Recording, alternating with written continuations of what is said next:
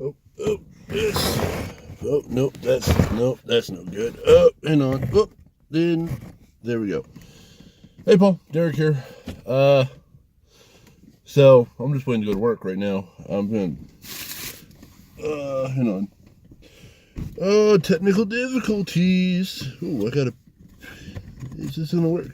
Sorry, I'm gonna prop that camera up a little bit. As you can tell, I'm sitting in my car. Because I can. Alright, let's go ahead and try tilting it up just a tad bit. Yeah, that's better. Okay, so, hey Paul, I'm going to talk to you about Rodger Rabbit. Who Framed Rodger Rabbit? So, hi by the way, in case I forgot. Kind of a hectic morning today. A lot of stuff going on. Hence why I'm sitting in my car, because it's cold. And it's nice in my car. So, yeah, Rodger Rabbit. I watched the movie. I saw your video. And what can I say? It's Rodger Rabbit. I mean, if you haven't seen Rodger Rabbit, go see Rodger Rabbit. And I know you've seen it, but I mean everyone else watching. You're not the only one watching. I don't want to give a rundown of the story because it's a mystery, first and foremost. I will say it still exceptionally holds up over all this time. Remarkably, it still holds up. There's a lot of detail. I don't have anything to talk about. You literally took everything I wanted to talk about, and you talked about it. There's no random facts for me to talk about. There's no, it's a good movie. There really isn't anything for me to say about Rodger Rabbit. So I guess I'll just kind of tangent for a little bit. So first and foremost, go fuck yourself with the Harvey thing. You fucking noob. Okay, so you were talking about how it's not based on the movie, it's based on the play, which you're right, it is based on the play, which was very popular. But it is based on Jimmy Stewart, because Jimmy Stewart was in the play. Him and the mother in that movie are both in the play. Actually, if I remember right, Jimmy Stewart was a last-minute replacement initially because they couldn't get the guy they casted to play it. So Jimmy Stewart, the director called in a favor, and Jimmy Stewart came in to do it. And he was already an established actor, but this made it it made it more popular. So, yeah, he was in the play, which is why he was cast in the movie, because he's an actor, and he did a really good job. People really loved him in the play, obviously. Let's see, fucking hair's a mess. Let's see what else. Yeah, you talked about all the random trivia that I could have talked about. There's nothing really more than that. I like everyone in the movie. There's no really bad anything. It's a good movie. I mean, yeah. You took everything to say. You literally took everything. You greedy bastard. You left nothing behind for anyone else. I hope, if you're watching this, go watch his review, go watch his little video, because he fucking 30 minutes going off on all the random trivia he can go off on. And any of the random I'm not looking it up. Okay, I'm not cheating. Okay, I watched the movie, and then I give my thoughts. I don't cheat. I don't go on Google and start looking stuff up, because that's cheating. The only time I do that is when I'm looking for a movie, first and foremost. And even then, with Death Machine, I looked up 3 things by accident, and I didn't want to look those up. Which I didn't look anything up for Sharknado, and I didn't look anything up for Fistful of Dollars or Doom or anything. I respect the sanctity of not stealing shit. So fuck you. Fuck you. Yes, I got nothing to say. So I'm just gonna. I want to fill some time here because I'm sitting here at work early. So what else can I say? Okay, well, I guess I could talk about your whole thing about how you're reviewing Roger Rabbit critically. Uh, yeah, yeah, yeah. So I kind of figured you were just kind of like really giving Death Machine a fucking hard time, like unfairly in our hard time, because it's not a bad movie. It's just a shitty movie, but it's fun. I mean, fucking Brad Dorff. I mean, he's fucking. Come on, that makes the whole movie. Brad Dorff makes the entire movie. Also, do you like the beard? Trimmed it up. I think it looks nice. Better than the scraggly shit I have going on. Let's see. Yeah. So like I figured, and you know, there's a limit where it's okay to think about something critically and then shut your brain. I mean, you should always do both. Like whenever you're watching something, you should always think critically about it. But at the same time, you never let that overpower it. Because if you do that, you never have any fun. You know, every movie has a flaw.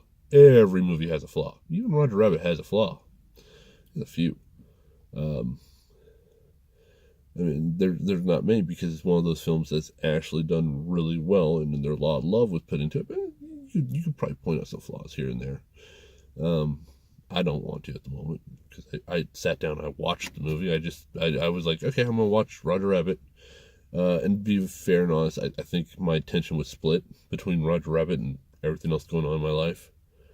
So a lot of stuff going on right now, trying to get that squared away and settled. So I was like, who really needs to be paying attention to the nitty-gritty details? But every movie has a flaw. Every movie has a flaw.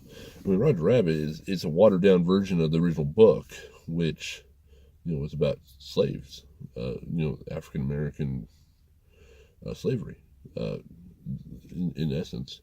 So I mean, you could always say like that. Well, that they watered it down. They made it more friendly for kids, and introduced a whole aspect of different prejudice going on at the time. Not so much like toon racism, you know, because that was the whole idea. Like toons were representative of African Americans, and there's the whole racism thing going on.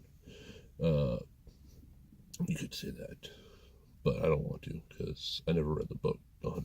So it would be dumb if I brought it up. Wait. Yeah, I'll cut out post. No.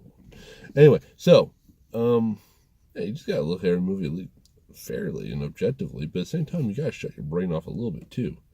Because if you turn your brain on to think about every movie and all the fucking flaws and details, no, that's no fun. That's the difference between a bad movie and a good movie. A bad movie, there's nothing there to really like, so you focus on the bad stuff because you're like, well, there's nothing else for me to really look at.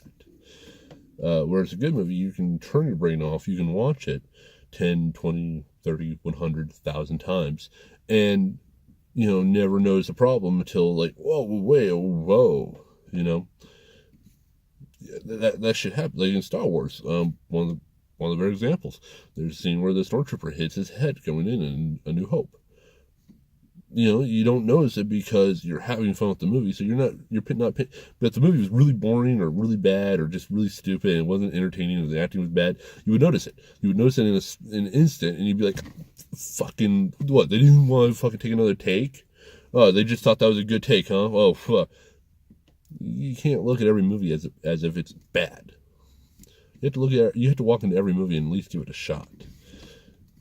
If it's bad, then it's bad, you know. I mean, Sharknado 3, I mean, I couldn't turn my brain off on it because I wanted to, but every time I did, I would get jarred back into how stupid things were going and how not far they were going, and that pissed me off. Like Death Machine, yeah, it's bad, but it does go over the top with this idea. It does go where, I mean, there could have been more gore, like I said before, but it goes over the top.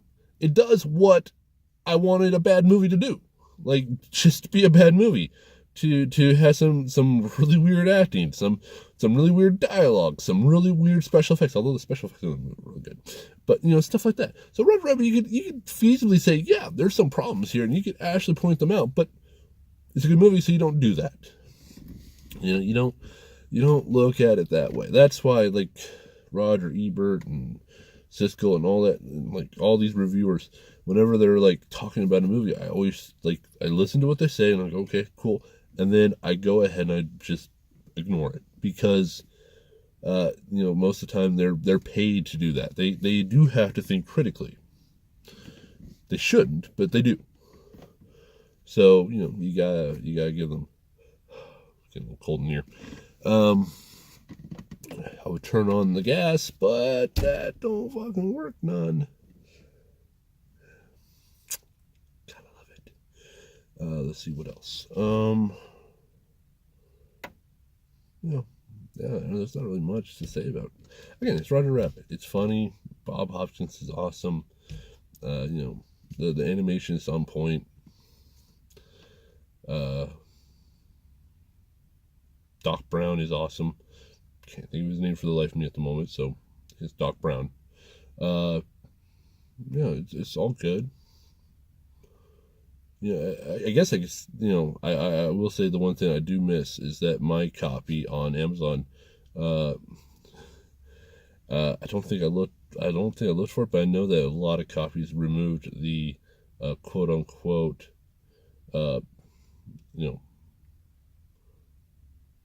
fucking Jessica Rabbit, there we go, showing her flashing. I don't think they show it I think they show her wearing panties in that one. But I remember as a kid hearing about them, I was like, nah, and me and my friend looking at that, and that was weird. I don't know, I never got that. It's like, oh, it's a cartoon, it's nude. I'm like, okay, it's a cartoon. Cool. It's neat that they paid that much attention. But okay, so in films, obviously it's there for a quarter of a second. But when you're drawing the panel, someone had to oversee that, right? Someone didn't go, hey, well, they're probably all dirty perverted assholes because they're all in animation. So, yeah, I can believe it actually, now that I think about it. So I don't got much to say about this. This is gonna be a short video. You stole everything to say. Don't look on Google, man. Just watch the movie and then put out the video. Fucking let your natural knowledge come out. Unless something's really bugging you, you have to I don't know. Just don't you Googled and then all of a sudden I'm left going. I don't want to get a plot synopsis. It's a mystery. It's a good mystery. It's average. It's an average mystery. I mean, let's be fair. It's an average. We all know who did it. It's. I mean, yeah. As much as it's so cool how you don't know he's you do know who the bad guy is though. You know who's doing the shit. You do know essentially why. It's I mean, you don't know about the whole the trail system, the whole trying to build the whole rail system, but I mean there's just it's okay, this is the guy who murdered him. Framed Rodger Rabbit. Mystery solved. Why did he do it? That's the mystery. But you know who did it. There's no mystery there. There you go. There's a problem with that movie. The mystery is flimsy at best. It's a plot twist movie. That is fucking for sure. It is a twist. What a twist. But otherwise, no, there's not really any. But I don't want to spoil what little mystery there is, because the movie is fun. It's enjoyable. It's not about the mystery. It's about the entertainment. It's about the enjoyment of the movie. So, yeah. But speaking of mystery, my next movie, I've already thought about it. And so first off, you chose Sharknado 3. By the way, fuck you for that pun. Fuck you. You're better than that. Better. Fucking better. Okay, so Sharknado 3, you chose that one. Bad movie, but we both knew that was bad. I chose Doom. I love the movie, you like the movie, but we gotta admit, it's a bad movie. It's not good by any stretch of the imagination. Then you chose Fistful of Dollars, which was a great movie. Then I chose Death Machine, which was, again, a bad movie. Then you chose Roger Rabbit, a good movie. My quota of good movies to bad movies is pretty fucking low at the moment. I'm not doing good on the whole, and you can probably make a case for Doom, but again, it's a bad movie. We both know it's a bad movie. It's not fair to say that's a good movie. So for my next pick, I need to make it a good movie, but I don't want to do a typical good movie. Where's the fun in that? You know, Roger Rabbit, yeah, fucking Roger Rabbit's awesome. I get why you chose Roger Rabbit. I want to do something where, I don't know if you've seen it, but it's one of those movies that gets classically overlooked. It's depressing how underlooked this movie ever gets. You know, you say it, and people are like, what movie? And it pisses me off, especially because I'll probably get into it when I do the review for it, but Jesus Christ, shit pissed me off. It's phenomenal. It's perfect. It's suspenseful. It's got some action. No, it's not really an action film, though. It's more of a suspense and a mystery. It is a really good mystery, too. It's actually a fucking good mystery. And it's got a good ending. It's like the perfect all-around movie.